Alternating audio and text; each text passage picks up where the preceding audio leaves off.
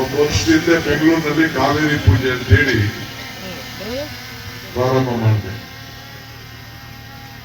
ಆ ತಾಯಿ ವರ್ಣ ಎಲ್ಲ ಕೃಪೆ ತೋರಿ ಇನ್ನ ಮಳೆಗಾಲ ಪ್ರಾರಂಭ ಆಗಿಲ್ಲ.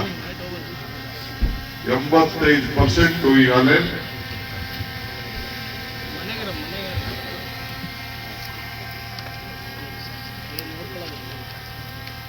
KRS 89% ತುಂಬಿದೆ. ಹೋದ ವರ್ಷ ಇಷ್ಟಕ್ಕೆ 30% ತುಂಬಿತ್ತು.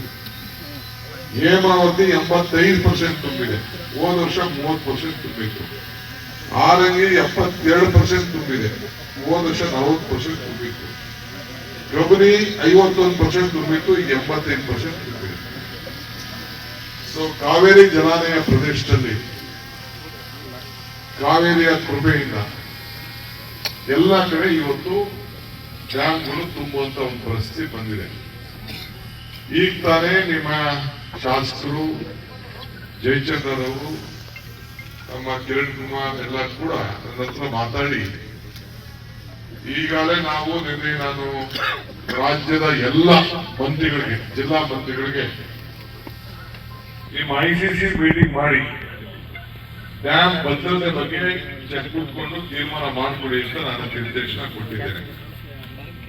ಇವತ್ತು ಬಹಳ ಸಂತೋಷದಿಂದ ಈ ಭೂಮಿ ಪೂಜೆಯನ್ನ ಮಾಡಿದ್ದೇನೆ. ವಾಸು ಕ್ಷೇತ್ರ ಬೇರೆ ಅಲ್ಲ, DK ಶಿವಕುಮಾರ್ ಕ್ಷೇತ್ರ ಬೇರೆ ಅಲ್ಲ. ನಮ್ಮ ಕ್ಷೇತ್ರ ಯಾರಿಗೆ ಎಷ್ಟು ವಿರೋಧ ಮಾಡ್ಲಿ, ತೊಂದರೆ ಮಾಡ್ಲಿ, ನಾವ್ ಏನ್ ಕೆಲಸ ಮಾಡ್ಬೇಕು, ಜನರಿಗೆ ಇಲ್ಲಿಗೆ ರೈತರಿಗೆ ಸಹಾಯ ಮಾಡ್ಬೇಕು. 78ರಿಂದ ಜಯಚಂದ್ರ ಅವರು ಯಾವ ರೀತಿ ನೀರಾವರಿಗೆ ಬಹಳ ಆದ್ಯತೆ ಕೊಟ್ಟು ಅಧ್ಯಯನ ಮಾಡಿ ಹೋರಾಟ ಮಾಡಿ ಕೆಲಸ ಮಾಡ್ತಾ ಇದ್ದಾರೆ, ಅದೇ ಹೆಜ್ಜೆಯಲ್ಲಿ ಇವತ್ತು ವಾಸು ಕೂಡ ಕೆಲಸ ಮಾಡ್ತಾ ಇದ್ದಾರೆ. ಅದಕ್ಕೆ ತಾವ್ಯಾರು ಆತಂಕ ಪಡೋದು ಬೇಡ.